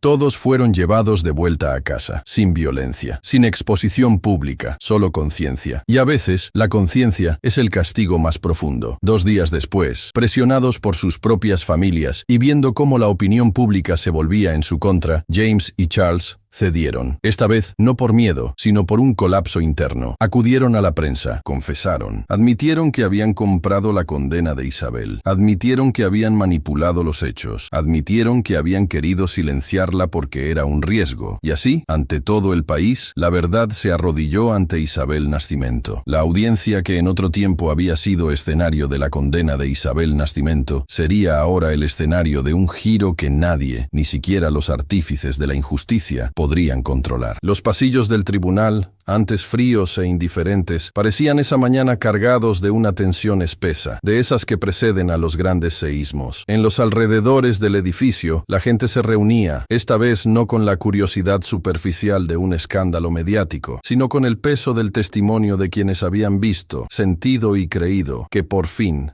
la verdad, toda la verdad, estaba a punto de ser escuchada. Isabel llegó sin esposas, sin escolta y con la cabeza alta. Vestía con sencillez, pero cada paso que daba estaba revestido de la autoridad que nunca se le debería haber negado. Ya no era solo una general injustamente tratada, era un símbolo vivo de resistencia, de inteligencia, de dignidad mantenida incluso bajo una presión extrema. Sus ojos no buscaban venganza, buscaban justicia con la mirada de quien ya se había enfrentado al abismo y había regresado por su propio pie. Detrás de ella, un pequeño equipo de juristas, representantes de la Marina y miembros de organizaciones civiles caminaban en silencio. Nadie necesitaba decir nada. Su presencia era un respaldo moral que las palabras no podían traducir. Al otro lado, Charles y James llegaron pálidos, con el rostro descompuesto. La confianza fingida de antes había desaparecido. Tenían la mirada baja y gestos inquietos. Habían confesado públicamente, presionados por la exposición provocada por Isabel y, sobre todo, por las miradas decepcionadas de sus propias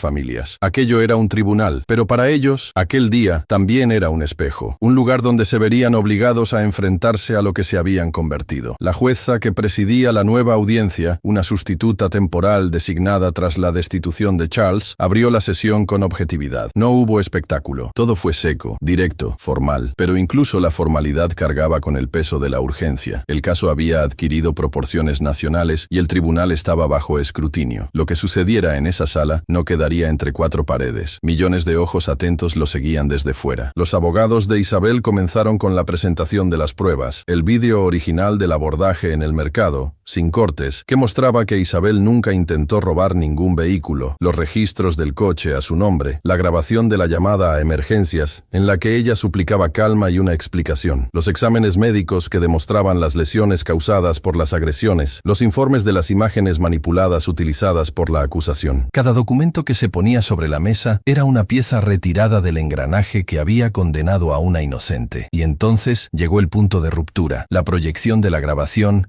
en la que James y Charles, de forma articulada, explicaban cómo habían acordado la sentencia. La cámara captaba a los dos en una sala sencilla, sin marcas de violencia, sin signos de coacción. Era claro, estaban conscientes. Hablaban de los valores, de la motivación, del miedo a que Isabel, con su autoridad, pudiera exponer las fallas del sistema. Cada frase era una pala de tierra sobre su propia reputación. No había forma de negarlo, no había forma de revertirlo. Cuando la jueza dio la palabra a la defensa de James y Charles, los abogados intentaron, sin convicción, argumentar que las confesiones se habían obtenido bajo presión, pero la propia jueza los interrumpió. Las pruebas de autenticidad son sólidas. El contexto está claro. No hay contradicciones en las declaraciones de los acusados. Y sobre todo, lo que confiesan es totalmente coherente con los hechos ahora revelados por otras fuentes. Y fue en ese momento cuando Isabel, por fin, pudo hablar. Pidió la palabra. Se le autorizó. Se levantó. Toda la sala se quedó en silencio.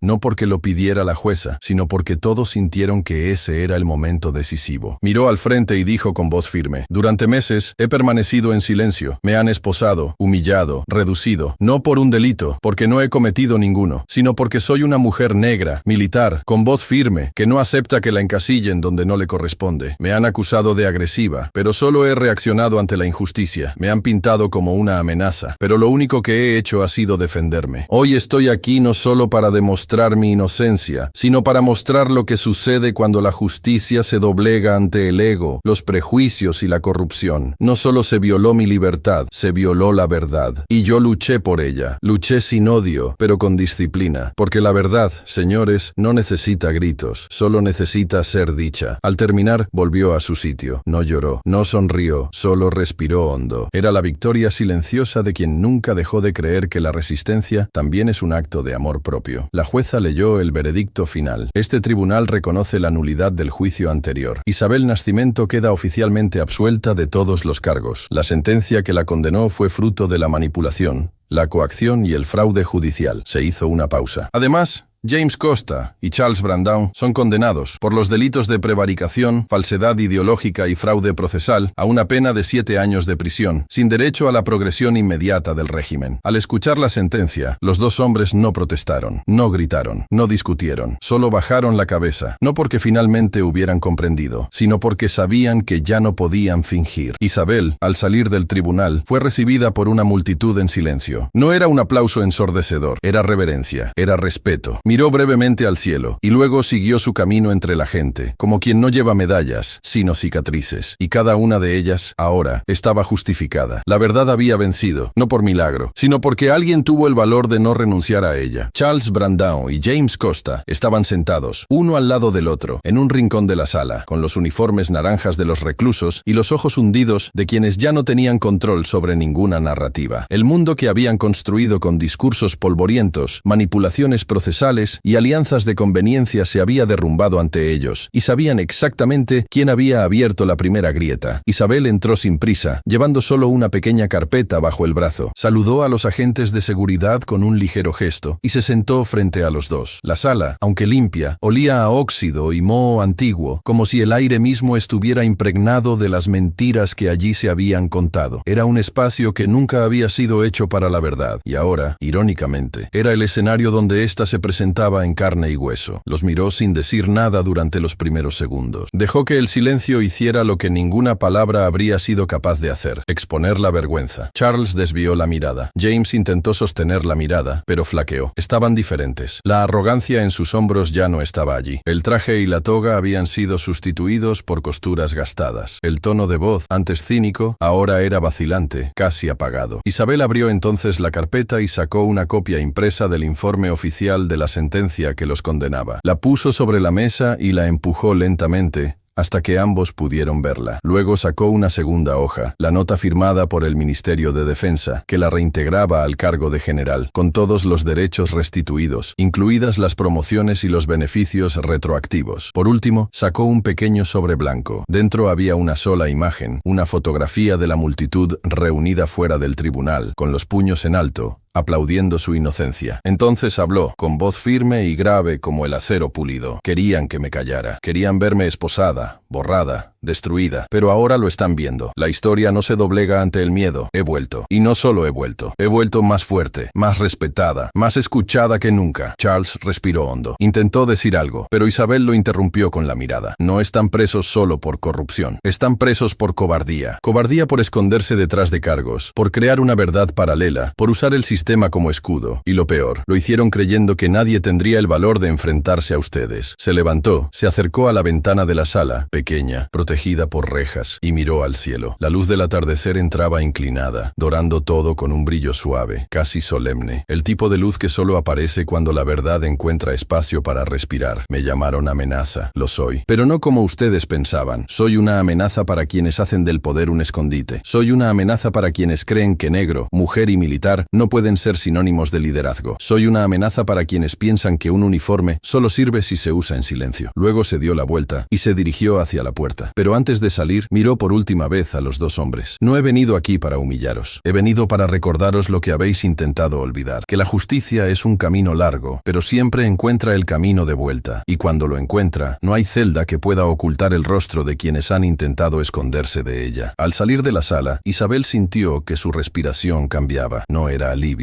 Era la conclusión de un viaje. Estaba diferente. Era como si todo el recorrido, desde la injusticia hasta la victoria, se hubiera grabado en su piel. Ya no era solo una general, era un símbolo. Y con ello venía la responsabilidad no solo de vivir el presente, sino de proteger el futuro. Mientras atravesaba la puerta de la prisión, vio a lo lejos a un pequeño grupo de periodistas tratando de captar imágenes. Uno de ellos, más atrevido, le preguntó en voz alta: «General Isabel, ¿qué siente ahora que ellos están donde usted estuvo injustamente?» Se detuvo un instante, miró a la cámara y respondió sin dudar: «Siento que se han metido con la mujer equivocada, y ahora están sintiendo el peso de ello». Después de eso, se dio la vuelta y siguió caminando, con la dignidad intacta, los hombros erguidos y la mirada fija en el horizonte, porque para Isabel Nascimento, la verdadera venganza no era el dolor ajeno, era permanecer en pie. 30 días. Ese fue el tiempo que separó la victoria de Isabel de la nueva embestida del sistema. 30 días de relativa paz. 30 días de respiro, de reconstrucción emocional, de reconocimiento público. 30 días en los que finalmente pudo caminar por las calles con la cabeza alta, no como una acusada injustamente, sino como un símbolo de resistencia. La gente se le acercaba con sincera admiración. Su historia se contaba en tertulias, en aulas, en documentales. Para una parte de la sociedad se había convertido en un referente. Pero Isabel sabía, siempre lo había sabido, que las viejas estructuras no se derrumban con un solo golpe, por muy certero que sea, y que a veces el sistema retrocede no por derrota, sino para ganar tiempo, tiempo para contraatacar. Era por la mañana cuando los primeros pasos firmes resonaron en el asfalto de la calle donde vivía Isabel. No hubo sirenas, ni alboroto. Los coches de la Fuerza Especial Federal llegaron con frialdad estratégica, posicionando en puntos clave del barrio como piezas silenciosas de un tablero montado con precisión. Bajaron hombres, identificados, armados con órdenes judiciales. El nombre en la hoja: Isabel Cristina Nascimento. El motivo: secuestro agravado, asociación criminal y abuso de autoridad. El timbre sonó sin violencia, pero con firmeza. Al otro lado, Isabel ya lo sabía, ya lo esperaba. Abrió la puerta con serenidad, como quien reconoce el juego que se está jugando. No se desesperó, no gritó, vestía con sobriedad, llevaba el pelo recogido con elegancia y su mirada era directa, como siempre. Leyó la orden que le entregó el agente que tenía delante. Un documento frío, firmado por alguien que nunca la había visto, pero que ahora decidía su destino basándose en la denuncia presentada semanas antes por James y Charles, los mismos que habían confesado públicamente el delito que ella había desmantelado. A pesar de estar condenados, a pesar de estar expuestos, habían utilizado lo único que les quedaba: el sistema. Sus denuncias, realizadas en el calor de la exposición pública, fueron formalizadas con precisión jurídica, respaldadas por informes redactados con lenguaje técnico y registros periciales selectivos. Alegaron que habían sido secuestrados, coaccionados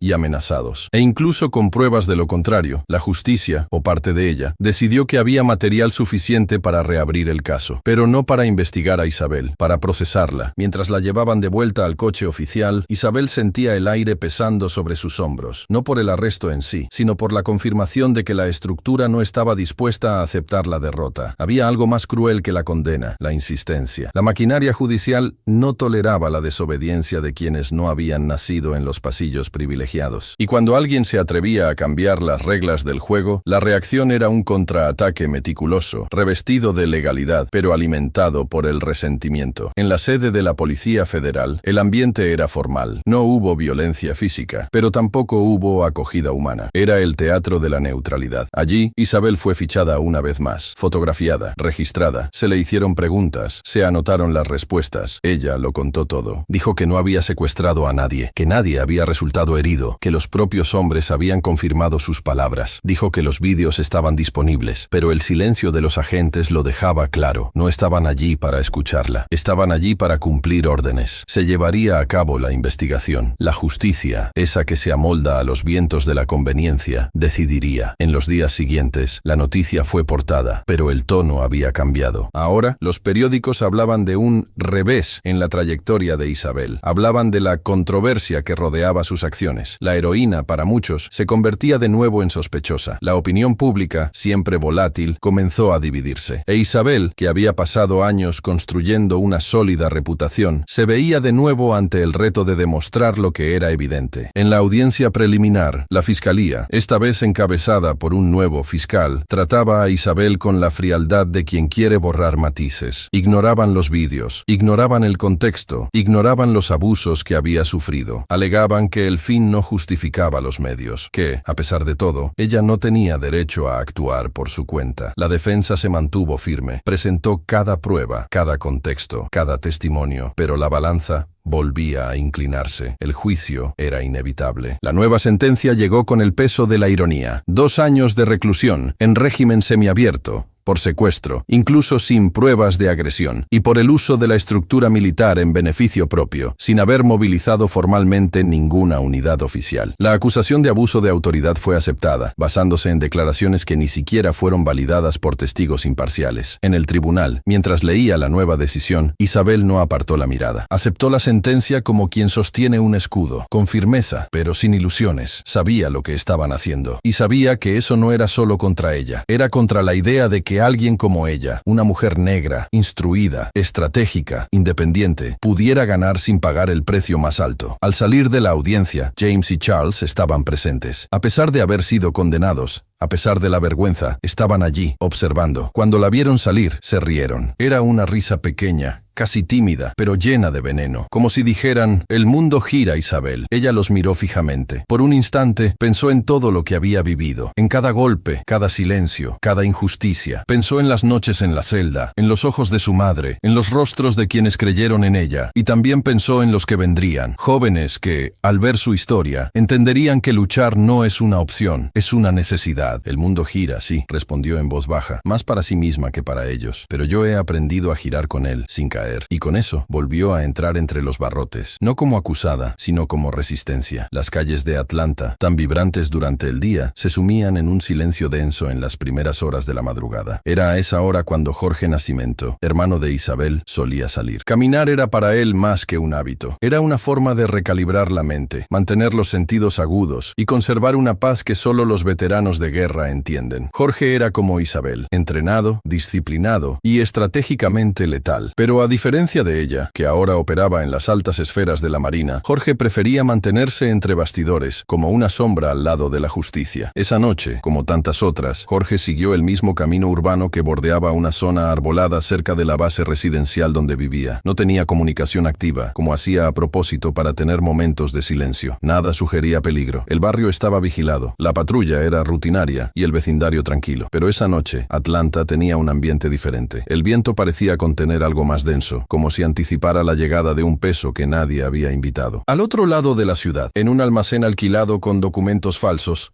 James y Charles ultimaban los preparativos para el golpe que consideraban definitivo. Tras el fracaso del ataque a la residencia de Isabel, que descubrieron que en realidad pertenecía a Jorge, se habían retirado a estudiar. Pasaron semanas investigando la vida del hombre. Descubrieron su historial militar, su actuación en las fuerzas especiales y sus rutinas. Y fue en una de esas observaciones cuando se dieron cuenta de algo. Jorge caminaba solo, entre las 2 y las 3 de la madrugada, todos los martes, jueves y domingos, sin escolta, sin armas visibles. Era el momento en que dejaba de ser el soldado y se convertía en el hermano que caminaba entre los árboles, tratando de mantener el equilibrio de una vida en constante guerra. James decidió actuar. Junto con Charles, volvió a contratar a parte de los mercenarios que habían escapado de la última operación. Hombres preparados, sin vínculos, leales solo al pago. Y ese domingo se posicionaron con precisión. 4 hombres al norte del sendero, 2 al sur. James y Charles en un vehículo estacionado estratégicamente en el lado oeste. Otro grupo, más pequeño, con equipo de contención y sedación, esperaba dentro de una furgoneta a pocas cuadras de allí. El plan era sencillo: rodear, contener y desaparecer. No querían llamar la atención, querían a Jorge vivo, para poder utilizarlo como moneda de cambio contra Isabel. Era el tipo de plan que solo la gente desesperada intenta, cuando ya no queda honor, y lo único que queda es el veneno de la derrota. Jorge seguía caminando cuando sintió el cambio en el ambiente. No vio, no oyó, pero se dio cuenta. Fue uno de esos instintos que solo alguien con años de experiencia en el campo desarrolla. El sonido de las hojas cambió, el patrón de la brisa se alteró. Incluso en medio de la oscuridad, su cuerpo reaccionó, se detuvo, respiró hondo, y entonces, 3 pasos más adelante, aparecieron los primeros hombres. No se anunciaron. Llegaron rápidos, con movimientos entrenados, buscando la contención total. Jorge reaccionó instintivamente, derribando a 2, pero el tercero logró asestarle un golpe lateral que le hizo perder el equilibrio. Cuando se levantó, ya había 4 hombres más que se acercaban por los lados. Le colocaron una bolsa negra en la cabeza, le esposaron las muñecas, le ataron los pies. Jorge fue introducido en la furgoneta sin que ningún vecino se diera cuenta. La ejecución había sido casi perfecta. Pero lo que los secuestradores no sabían es que Jorge había dejado un señuelo. Un pequeño dispositivo adherido a su ropa de entrenamiento enviaba señales silenciosas cada 5 minutos a la central de monitoreo militar, un protocolo de seguridad que él mismo había desarrollado y que activaba cada vez que sentía alguna molestia, por sutil que fuera. Cuando las señales cesaron repentinamente, se activó una alarma. En menos de 15 minutos, agentes federales y operativos de unidades especiales comenzaron a moverse. Se activó el rastreo térmico. Los drones comenzaron a sobrevolar la zona. Dentro de la furgoneta, James y Charles sonreían, creyendo que por fin habían equilibrado el juego. Pero la carretera que habían elegido para seguir a Jorge pasaba por un tramo conocido por ser un corredor de respuesta rápida, utilizado a menudo por equipos de contención. Y cuando la furgoneta tomó la última curva del tramo aislado, aparecieron luces delante. 3 coches patrulla. En cuestión de segundos, otros 2 vehículos aparecieron por detrás. El cerco se había cerrado. No hubo tiempo para negociaciones. El conductor de la furgoneta frenó bruscamente. Los mercenarios sacaron sus armas, pero las intensas luces y los altavoces de la policía hicieron eco de las órdenes. Jorge, aunque contralado, se dio cuenta del alboroto y con una habilidad poco común, logró soltarse parcialmente de las ataduras. Usando su propio cuerpo, se lanzó contra la puerta lateral de la furgoneta, empujando con fuerza hasta conseguir un hueco. Rodó hacia afuera, herido, pero vivo. Fue inmediatamente rescatado por 2 agentes que avanzaron en medio del enfrentamiento. Los mercenarios reaccionaron, pero la fuerza de respuesta era superior en número, preparación y armamento. El tiroteo duró menos de 5 minutos. James, al intentar huir corriendo por una zona de grava, tropezó y cayó violentamente. Uno de los disparos le había alcanzado en la pierna, causándole una fractura grave. Charles fue inmovilizado antes incluso de reaccionar. Todos fueron capturados. Ninguno escapó.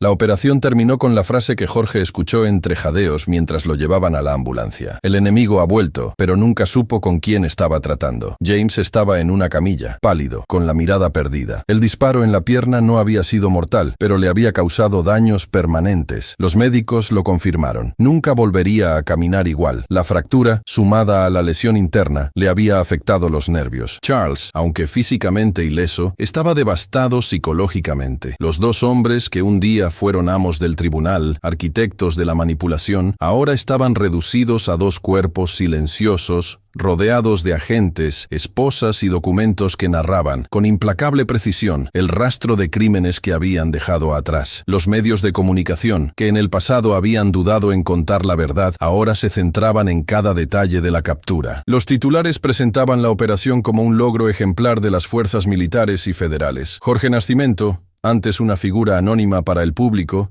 se convirtió en símbolo de la reacción eficaz. Isabel era de nuevo el nombre en el centro de todo, pero esta vez no apareció ante las cámaras, no concedió entrevistas, no escribió discursos, prefirió el silencio de quien comprende que la verdadera justicia no se celebra, se honra. El juicio se fijó con rapidez. El tribunal estaba abarrotado el primer día. Rostros conocidos y desconocidos ocupaban cada rincón. Periodistas, activistas, militares, civiles, curiosos, todos querían presenciar el desenlace de una historia que se prolongaba durante años y que ahora prometía un final definitivo. James y Charles entraron en la sala bajo fuerte escolta. Sus expresiones ya no denotaban arrogancia, estaban apagados, vacíos. El brillo de la manipulación había dado paso a la palidez de las consecuencias. La fiscalía comenzó a exponer los hechos con frialdad quirúrgica. Vídeos, audios, rastreos, contratos falsificados, movimientos financieros, declaraciones de mercenarios detenidos. No se dejó nada fuera. Las pruebas no solo apuntaban a la implicación directa de James y Charles en el secuestro de Jorge, sino que también evidenciaban el intento de una nueva conspiración violenta contra Isabel. El juicio ya no se centraba solo en los delitos físicos. Se trataba de un patrón de comportamiento delictivo, de dos hombres que, incluso después de haber sido condenados, decidieron continuar su camino de destrucción. Los abogados defensores intentaron apelar a la fragilidad emocional de los acusados, mencionando el trauma de la cárcel, las dificultades enfrentadas en los penitenciarías, la decadencia social que habían sufrido. Pero el tribunal, esta vez, era diferente. No había lugar para la indulgencia. La jueza que presidía el caso era conocida por su firmeza e integridad. Al escuchar los alegatos, respondió con una sola frase: el sufrimiento que alegan haber padecido es el resultado directo de las decisiones que tomaron. Lo que hoy piden como misericordia, en el pasado se lo negaron a sus víctimas. Jorge prestó declaración. Relató el secuestro con precisión, sin exageraciones, sin teatralidad. Fue objetivo, pero no frío. Dijo que por un momento sintió que sus agresores realmente creían que estaban haciendo justicia. Y eso, según él, era lo más aterrador. No eran delincuentes comunes, eran hombres convencidos de que tenían derecho a destruir vidas para proteger su propia vanidad. Sus palabras dejaron la sala en silencio. No había forma de rebatirlo. Días después, Isabel fue citada a comparecer. Llegó discreta, como siempre, no llevaba uniforme, vestía como cualquier otra ciudadana. Cuando subió al estrado, sus ojos recorrieron la sala con la serenidad de quien ha atravesado tormentas más grandes que cualquier veredicto. Habló con firmeza, sin odio, pero con la lucidez de quien ha vivido en carne propia lo que el sistema, durante tanto tiempo, se negó a ver. Estos hombres intentaron destruirme más de una vez, y fracasaron, porque la verdad no se doblega, ni siquiera cuando tropieza. Lo que me preocupa no es lo que me hicieron a mí, es lo que aún son capaces de hacer a otros. Su error no fue solo personal, fue estructural. Representan una forma de pensar que cree que la justicia se puede moldear según los intereses. No estoy aquí como víctima, estoy aquí como superviviente de un modelo que hay que desmantelar, pieza a pieza. La jueza le agradeció su presencia y le dio por concluida su comparecencia. Isabel salió del tribunal sin volverse. El último día del juicio se leyó la sentencia. Con voz clara, la jueza declaró: James Costa